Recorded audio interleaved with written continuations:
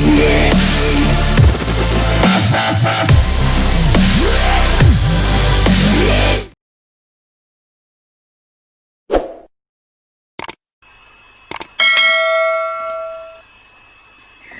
Assalamualaikum warahmatullahi wabarakatuh. Kita ke tema, masih lagi dalam tema yang pertama, iaitu penyelenggaraan dan kesinambungan hidup dalam bidang pembelajaran kelestarian alam sekitar. Okey, kita akan ke standard kandungan yang berikutnya, iaitu 3.2 pencemaran alam sekitar. Okey, pencemaran alam sekitar kita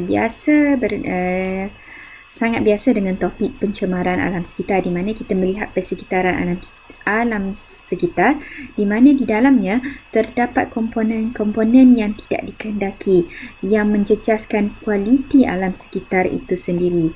Jadi, dalam standard kandungan ini, kita akan melihat 3 standard pembelajaran yang utama. Yang pertama, di akhir pembelajaran ini, murid-murid seharusnya dapat menerangkan jenis dan punca pencemaran alam sekitar. Yang kedua, dapat mengkaji tahap pencemaran air daripada sisa domestik. Maksudnya kita nak belajar macam mana kita nak tentukan tahap pencemaran air berada dalam tahap yang tinggi ataupun rendah. Yang ketiga ialah kita ingin menyuraikan cipta kaedah pembersihan air yang tercemar menggunakan teknologi hijau. Baik, kita ke standard pembelajaran yang pertama, iaitu menerangkan jenis dan punca pencemaran alam sekitar. Okey, kita ringkaskan di sini. Sebelum kita lihat beberapa jenis pencemaran, kita nak takrifkan terlebih dahulu apakah yang kita maksudkan dengan pencemaran alam sekitar. Okey. Pencemaran alam sekitar ialah apabila kualiti persekitaran kita merosot. Kemerosotan kualiti persekitaran yang diakibatkan oleh penambahan bahan yang boleh mengganggu keseimbangan alam semula jadi dan menjejaskan kehidupan. Okey, di mana bahan ini kita kenali sebagai bahan pencemar. Bahan yang menjejaskan atau merosakkan kualiti alam sekitar, kita panggil dia sebagai bahan pencemar. Okey, di mana bahan pencemar adalah bahan berbahaya yang sama ada wujud dalam keadaan berpecah, cecair ataupun gas yang boleh menjejaskan kualiti alam sekitar. Okey, baik. Terus kepada jenis pencemaran alam sekitar. Pencemaran alam sekitar terbahagi kepada 4. Yang pertama, pencemaran udara. Yang kedua, pencemaran terma. Yang ketiga, pencemaran tanah. Dan yang keempat ialah pencemaran air. Okey, yang pertama, pencemaran udara. Pencemaran udara ini adalah disebabkan oleh pembakaran bahan api fosil, pembakaran hutan, pembebasan gas exhaust automobil. Okey, semua ni akan membebaskan gas-gas, sama ada gas berasid, sulfur dioksida, nitrogen dioksida, akan membebaskan karbon dioksida, akan membebaskan gas monoksida, dan semua ini adalah gas-gas pencemar yang menjejaskan kualiti udara. Okey, seterusnya yang kedua ialah pencemaran air. Okey, pencemaran terma. Okey, pencemaran terma ini wujud akibat daripada penyahhutanan. Maksudnya hutan ditebang, hutan dibakar, itu adalah penyahhutanan. Yang kedua adalah pencemaran terma. Pencemaran yang disebabkan oleh aktiviti perindustrian. Kalau kita perhatikan, banyak aktiviti perindustrian melibatkan pembakaran bahan api fosil, di mana persekitarannya melibatkan peningkatan suhu. Di situ kita panggil dia sebagai pencemaran terma. Dan yang ketiga ialah disebabkan oleh pembakaran api dalam kenderaan ataupun mesin. Okey, seterusnya yang ketiga ialah pencemaran tanah. Pencemaran tanah ni disebabkan oleh apa? Okey, kalau kat tanah ni kita tanam pokok. Masa kita nak suruh pokok-pokok ni subur, kita letakkan baja. Okey, dalam masa yang sama pokok-pokok kita nak subur, kadang-kadang dia diserang oleh pelbagai penyakit, diserang oleh haiwan perosak. Okey, serangga perosak. Jadi kita gunakan racun. Apabila penggunaan baja dan racun serangga ini digunakan secara berlebihan, ia boleh mencemarkan tanah. Yang kedua ialah disebabkan oleh pengurusan sisa pepecah yang kurang sesuai. Apa contohnya? Bila kita guna plastik. Plastik adalah contoh sisa pepecah. Tayar. Okey, tayar adalah sisa pepecah. Apabila kita menguruskannya dengan cara yang salah, ia boleh kita terus buang ke tanah, kita tanam ke dalam tanah, boleh menjejaskan kualiti tanah itu. Okey, yang berikutnya disebabkan oleh hujan asid, sisa nuklear dan juga sisa elektronik. Okey, seterusnya yang terakhir adalah pencemaran air. Okey, ada 3 punca kenapa boleh berlakunya pencemaran air. Yang pertama akibat daripada pembuangan sisa. Pembuangan sisa ni termasuklah air sisa, sisa domestik seperti kalau kita basuh, kemudian kita salirkan air basuhan kita yang mengandungi deterjen ataupun sabun ke dalam sungai.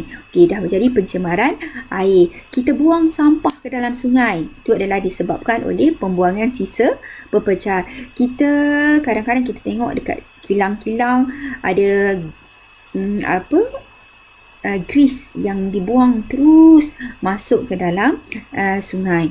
Okey, yang kedua adalah daripada bahan kimia yang digunakan dalam pertanian seperti baja kimia dan racun serosak. Ini pun sama macam pencemaran tanah tadi, cuma bezanya apabila bahan-bahan kimia ini dialir dan sampai ke dalam air, sama ada secara memang terus dibuang ke sana melalui saliran ataupun disebabkan melalui secara apabila turunnya air hujan, baja yang berlebihan tu akan dialirkan ke sungai.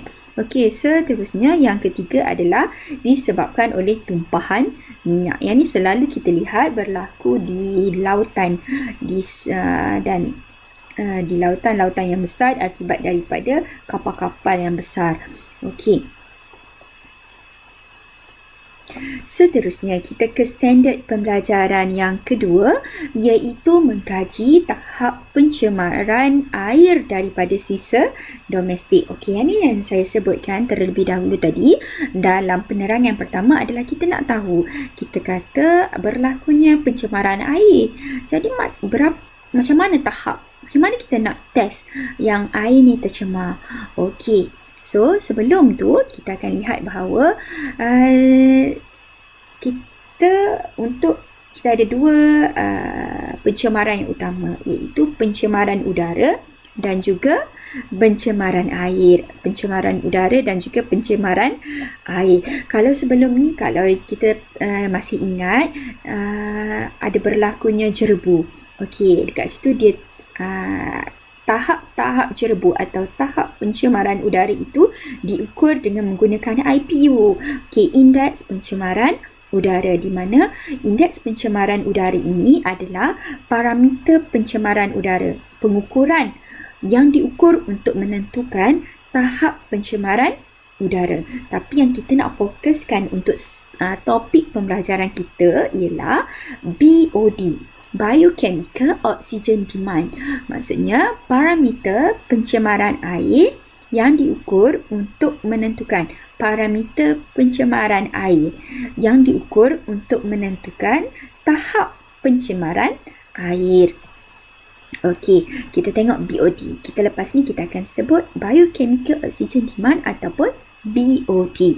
Okey, istilah yang pertama yang kita akan kaitkan berkenaan bila kita belajar tentang BOD ni ialah kita nak lihat apa yang berlaku sebenarnya apabila kita buang deterjen, kita salirkan deterjen, baja dan sampah yang tidak dikendaki tadi sebagai bahan pencemar tadi ke dalam sungai ataupun ke dalam lautan, ataupun kita kata sebagai pencemaran air. Okey, dalam deterjen, baja dan juga sampah, dalamnya terkandung ion fosfat dan juga ion nitrat yang kita anggap sebenarnya dia adalah nutrien. Okey, nutrien ni menyebabkan Peningkatan nutrien yang banyak dalam air tadi menyebabkan berlakunya peningkatan mendadak fitoplankton. Fitoplankton jadi tumbuh dengan banyak dalam air disebabkan oleh peningkatan tadi, nutrien tadi, iron fosfat dan juga ion nitrat. Bila ditumbuh dengan sangat banyak, kita panggil dia sebagai keadaan tu adalah eutrofikasi. Apa kesannya eutrofikasi ni?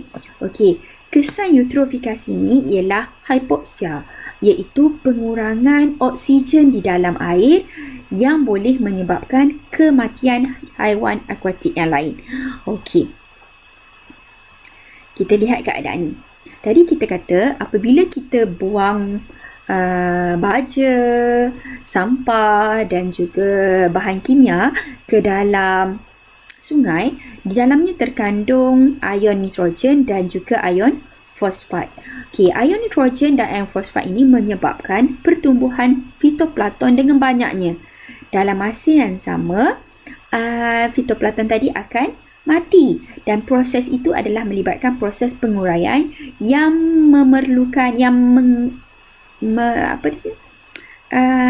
mengambil oksigen.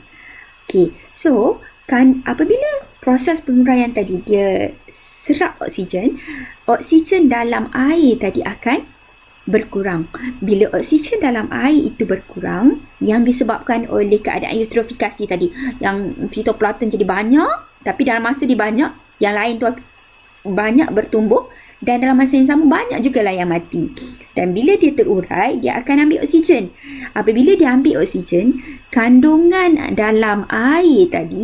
oksigen dalam air tadi akan berkurang. Bila dalam air tu tak ada oksigen atau oksigennya kurang, dia akan menjejaskan hidupan akuatik yang lain. Okey. So, keadaan tu kita panggil dia sebagai eutrofikasi. Okey, seterusnya.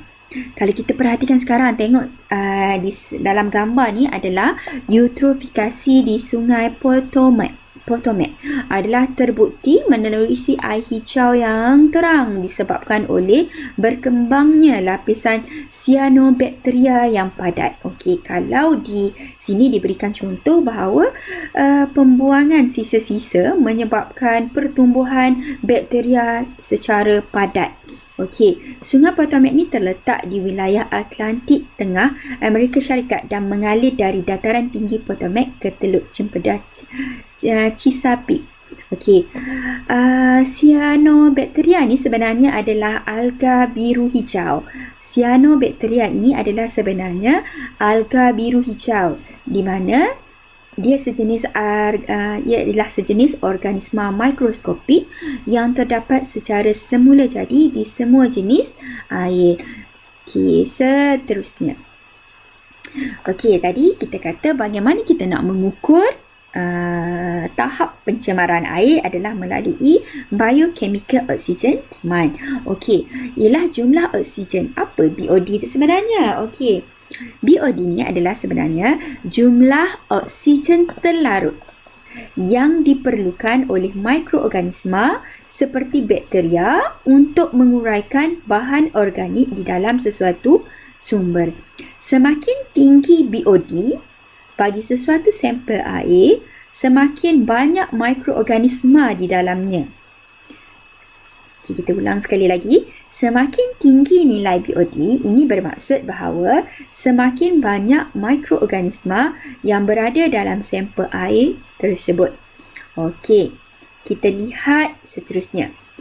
BOD, tahap pencemaran air bagi sesuatu sampel air boleh ditentukan dengan mengukur masa yang diambil untuk warna larutan metilena biru luntur setelah dicampur dengan sampel air tersebut.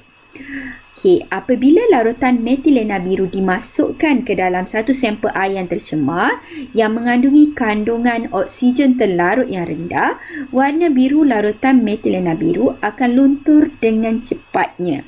Semakin tinggi tahap pencemaran air, semakin singkat masa yang diambil untuk warna larutan metilena biru luntur. Okey, sebenarnya teks ini saya ambil daripada buku teks. Okey, daripada buku teks masing-masing. Cuma yang saya nak jelaskan di sini adalah berdasarkan kepada gambar rajah. Okey, kita lihat. Bagaimana kita nak uji BOD? Kita kata tadi kita akan gunakan satu larutan. Nama larutan itu ialah larutan metilena biru. Okey, kita perhatikan di sini. Apa yang perlu kita lakukan? Mula-mula kita dapatkan beberapa sampel air daripada kawasan yang kita rasa ia adalah tercemar. Okey, kita kumpulkan air yang tercemar. Kemudian kita masukkan larutan metilena biru ke dalam botol air yang tercemar tersebut. Okey, jelas? Kemudian apa yang kita buat? Okey, kita letakkan dalam bilik yang gelap atau dalam almari yang gelap. Dalam masa yang sama kita perhatikan apa yang berlaku kepada warna larutan metilena biru. Okey. So, biarkan campuran tersebut dalam almari gelap dan perhatikan masa yang diambil untuk warna metilena biru tadi luntur. Okey, kita perhatikan dan kita lihat. Kita ambil masa untuk dia luntur. Okey, saya berikan contoh di sini. Okey, contoh keputusan kita ada sampel air daripada kawasan A, kawasan B dan juga kawasan C. Okey, masa yang diambil untuk larutan metilena biru luntur untuk kawasan A 1 jam, B 2 jam, C tidak luntur. Okey, jadi tadi berdasarkan kepada teks kita kata nilai BOD ni kalau dia cepat luntur maksudnya nilai BOD-nya tinggi. Maka kita katakan di sini dekat kawasan A, sampel air daripada kawasan A mempunyai BOD yang tinggi di mana di sini kita simpulkan tahap pencemarannya adalah tinggi di kawasan A. BOD rendah untuk kawasan B kerana tahap pencemarannya rendah di kawasan B.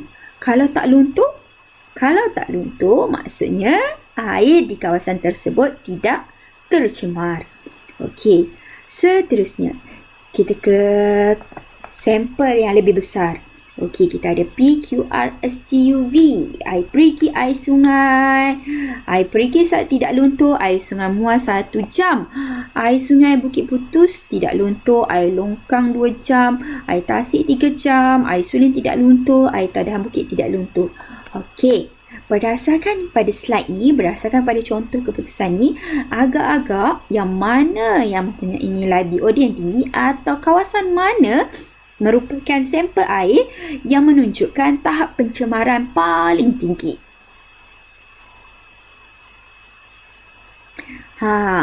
Kawasan yang paling tercemar di sini ialah kawasan air sungai Muar sebab kita tengok masa yang diambil untuk larutan metilena biru luntur 1 jam. Kita perhati paling cepat. Okey, masa yang diambil untuk larutan metilena biru luntur paling cepat. Jadi nilai BOD itu adalah tinggi. Tahap pencemaran tinggi di kawasan air sungai Muar. Okey, seterusnya kita ke standard pembelajaran yang terakhir iaitu mereka cipta kaedah pembersihan air yang tercemar menggunakan teknologi hijau. Okey, air tercemar. Macam mana kita nak rawat dia? Okey, salah satu kaedah untuk merawat air yang tercemar adalah dengan menggunakan berbola lumpur mikroorganisma efektif ataupun effective microorganism EM. Okey, ada berbola lumpur mikroorganisma. Macam mana? Okey, poin yang pertama ialah kita fahamkan sekarang ni kita ada sungai yang tercemar. Macam mana kita nak rawat? Kita rawat dengan satu teknik yang kita panggil dia, kita gunakan mikroorganisma juga. Okey, so kita namakan dia sebagai berbola lumpur mikroorganisma efektif. Okey, ini adalah contoh berbola lumpur mikroorganisma efektif yang telah dikomersialkan. Maksudnya dijual. Okey, boleh type kalau pergi dekat Shopee, type mud ball. Okey, so di situ adalah berbola lumpur bermicrobite. Maksudnya dia berfungsi untuk merawat air yang tercemar menggunakan teknologi hijau. Maksudnya tak menggunakan bahan kimia. Okey, dia lebih kepada mesra alam. Okay, kenapa dia mesra alam? Kita tengok Okay, ini adalah dulu contoh saya ambil gambar ni daripada Keratan Akhbar di mana proses melempar bola lumpur mikroorganisma di Sungai Balok, Kuantan pada 16 April 2019. Okey, nak merawat Sungai Balok yang tercemar. Okey. Ini adalah bagaimana berbola ini dihasilkan. 3 bahan utama yang digunakan ialah cecair EM. EM adalah effective microorganism. Cecair EM adalah kita perlukan mikroorganisma efektif. Yang kedua, perlukan dedak beras, tanah merah. Okey, ketiga-tiga bahan ini dicampur, kemudian dijadikan bulat-bulat-bulat, kemudian diletakkan dalam kotak untuk proses penapaian selama seminggu. Selepas seminggu, produk itu ataupun berbola lumpur mikroorganisma efektif ini sedia untuk digunakan untuk merawat sungai-sungai yang tercemar. Okey. Ini adalah contoh mikroorganisma efektif. Okey, kita ada bakteria asid laktik, bakteria fotosintetik dan juga yeast. Okey, bakteria asid laktik. Contohnya Lactobacillus casei. Bakteria fotosintetik seperti Rhodus, Pseudomonas palustris. Yeast, Saccharomyces cerevisiae. Okey. So, ini adalah contoh mikroorganisma efektif. Bakteria asid laktik, bakteria fotosintetik dan juga yeast. Okey. Sekarang kita ringkaskan sedikit. Okey, ini adalah tambahan untuk apakah fungsi sebenarnya bakteria asid laktik ni. Bakteria asid laktik lebih kepada berfungsi untuk merawat sisa kumbahan, menyingkirkan bau busuk air, merencatkan pertumbuhan mikroorganisma berbahaya dan memudahkan proses perebutan bahan organik. Bakteria fotosintetik merupakan digunakan untuk mensintesis bahan yang berguna seperti asid amino dan gula untuk pemakanan haiwan dan juga tumbuhan akuatik. Okey, kalaulah saya tanya soalan, kalau nak merawat sisa kumbahan, bakteria mana yang sesuai? Bakteria asid laktik. Okey, kalau kita nak jadikan makanan ayam ke itik ke, tu adalah bakteria fotosintetik, nak menghasilkan supaya okey. Seterusnya yang ketiga adalah yeast. Yeast adalah untuk menghasilkan bahan keperluan bagi pertumbuhan tumbuhan hijau.